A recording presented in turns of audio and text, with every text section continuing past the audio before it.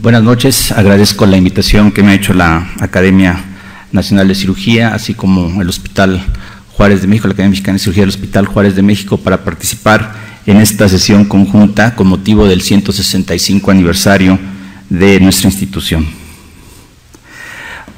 Vamos a tocar el tema de la asociación entre virus de papiloma humano y virus de inmunodeficiencia humana.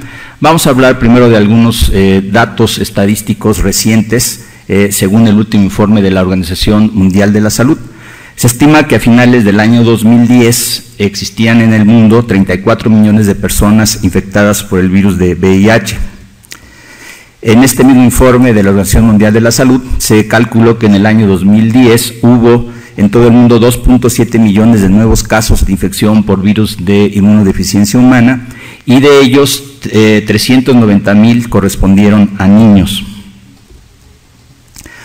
En el caso de Latinoamérica, se calcula que hubo 1.5 millones de personas infectadas por el virus de inmunodeficiencia humana en el año 2010.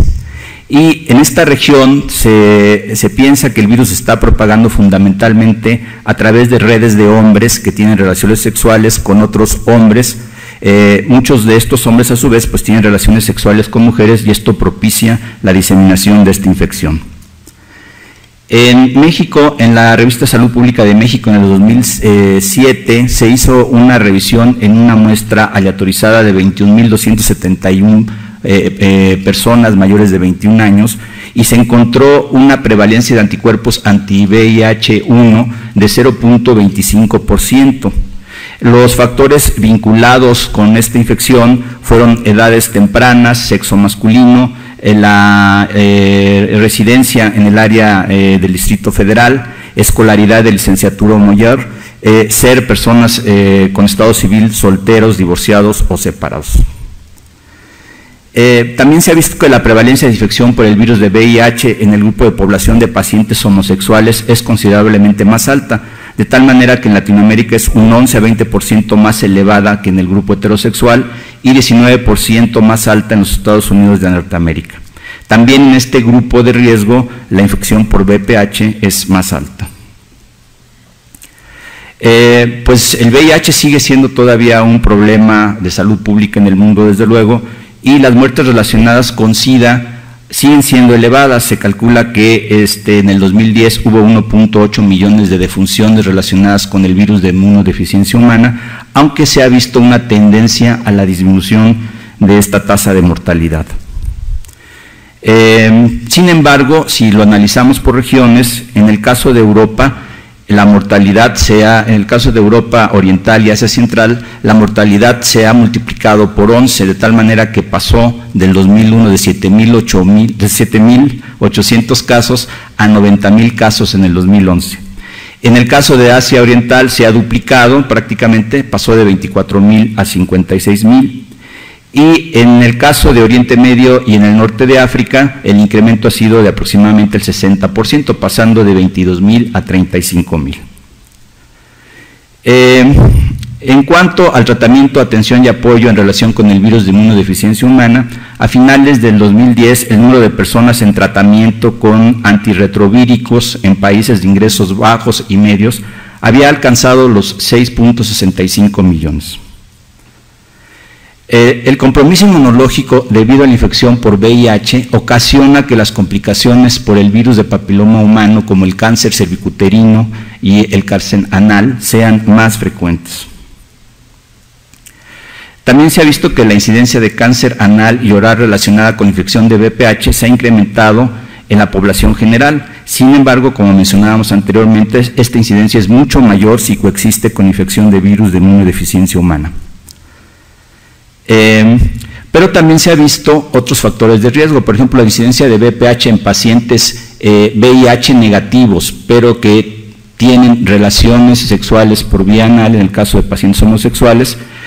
También se ha visto que en un trabajo realizado por Goldstone se encontró una incidencia del 33% de infección de VPH en las regiones perineal y perianal en pacientes hombres que tenían relaciones con otros hombres, pero que eran cero negativos para VIH.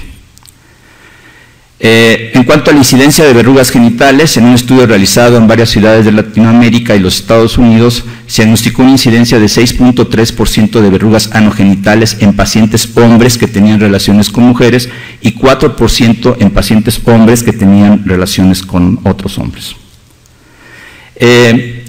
Las contribuciones del Hospital Juárez en el campo de las lesiones por virus de papiloma humano en la región anal y genital han sido importantes. Desde 1978 iniciamos con algunos trabajos. En 1978 publicamos una revisión de 31 pacientes, 14 correspondieron al sexo masculino, 17 al femenino. En este grupo de pacientes, 18% era BRL positivo y 60% de los pacientes masculinos eran mayores de 21 años o solteros.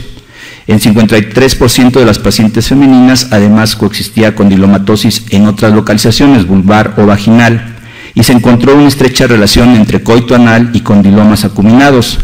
En esta época, los tratamientos que utilizábamos era la aplicación de podofilina, la electrofulguración y la excisión quirúrgica. En otro trabajo que se publicó en la revista del Instituto Nacional de Cancerología en 1961, presentamos uno de los primeros casos quizás en México de la asociación de condilomatosis acuminada perianal y carcinoma epidermoide de la unión anorrectal.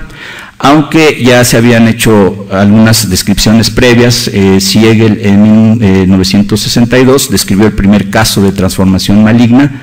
Meissner en 1974 ya había publicado una serie de 113 casos de condilomatosis acuminada perianal, en donde encontró 24% de transformación maligna. Se ha visto que el 60% de los pacientes con transformación maligna generalmente tienen más de 4 años de padecer la enfermedad o la infección por virus de papiloma humano en la región anal. En aquel entonces ya se había identificado que se trataba de un virus del grupo Papova. Más recientemente, en el Hospital Juárez realizamos una revisión conjuntamente con la doctora Rubí Medina Murillo de la relación de virus de papiloma humano y carcinoma epidermoide anal. Actualmente el carcinoma epidermoide del ano se clasifica en queratinizante y no queratinizante y ya no se utilizan los términos como carcinoma transicional, cloacogénico, basaloide. A fines de los años 70 el papel de los virus ya se sospechaba, pero actualmente pues se admite que existe una estrecha correlación con el virus de papiloma humano, de tal manera que algunos autores hablan de que el cáncer epidermoide del ano es una enfermedad de transmisión sexual. Y se ha demostrado que existe un mayor riesgo en población VIH seropositiva y este tipo de neoplasia constituye un buen modelo para establecer la interrelación entre inmunodeficiencia y neoplasia. El cáncer del canal anal tiene un diferente pronóstico y comportamiento con el cáncer de la piel perianal. Las verrugas genitales y el cáncer epidermoide se asocian en un 50% en los homosexuales, 20% en los heterosexuales, y generalmente cuando se diagnostica el cáncer epidermoide anal, en el 50 y 60% de los pacientes ya están en una etapa T1 o T2, 25% presentan invasión a ganglios linfáticos regionales y 10% tienen metástasis a distancia. El cáncer epidermoide del ano constituye del 1.5 al 4% de los cánceres del aparato digestivo y se ha visto un incremento en varones jóvenes en los últimos 30 años. Su incidencia es 10 veces mayor en los pacientes homosexuales VIH positivos y hay una mayor incidencia en pacientes también con trasplante renal, por lo que el papel de la inmunodeficiencia tiene un sitio importante. De tal manera que también se ha visto una relación entre cáncer anal y relaciones sexuales por vía anal. Otros factores de riesgo son el antecedente de más de 10 parejas sexuales, el antecedente de verrugas anogenitales, algunas otras enfermedades como sífilis, hepatitis y relaciones anales antes de los 30 años de edad.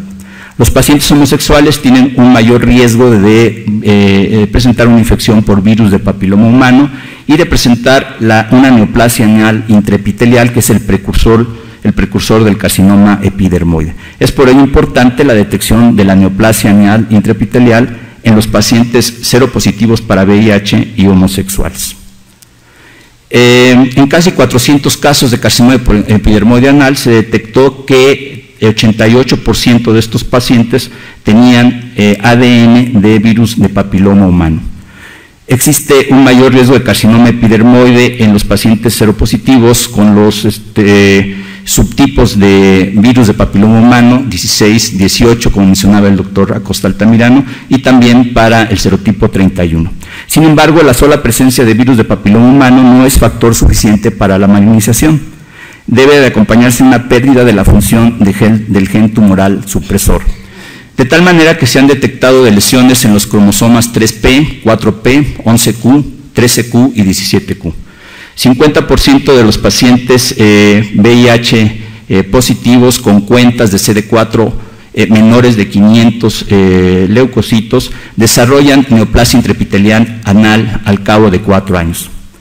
De tal manera que existe entonces también un incremento del cáncer epidermoide anal en pacientes VIH positivos, independientemente de la terapia antirretroviral.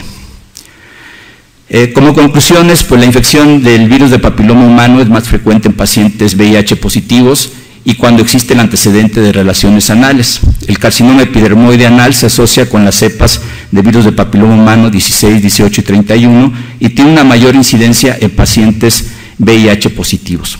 Es por ello importante establecer programas de detección de neoplasia intraepitelial anal en pacientes de alto riesgo. Gracias, muy amables.